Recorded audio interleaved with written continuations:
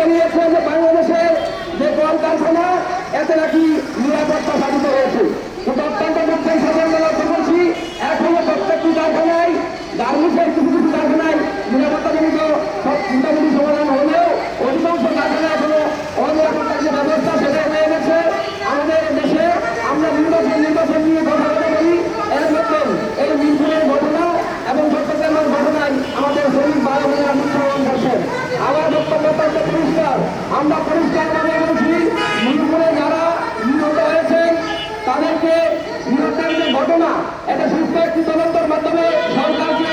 দেশবাসী এবং কমিশনের কাছে পরিষ্কার করতে হবে এটা কি কোনো কৃষকবৃত ঘটনা নাকি মানুষদের ষড়যন্ত্র নাকি না সরকারের ষড়যন্ত্র। সরকারের ছাত্র বন্ধুগণ, আমাদের বর্তমান উপদেষ্টা উনি উপদেষ্টা হওয়ার আগে আমরা লক্ষ্য করেছি বিভিন্ন টেলিভিশন দর্শকে গিয়ে অনেক বড় বড় অনেক লম্বা কথা বলতেন, ওনাকে আমরা অনেক ভালো মানুষ হিসেবে জানি, কিন্তু অত্যন্ত পরিষ্কার বলতে চাই সর্বদেষ্টা এই মিরপুরের ঘটনায় আপনার যে ব্যবস্থা গ্রহণ করার দরকার ছিল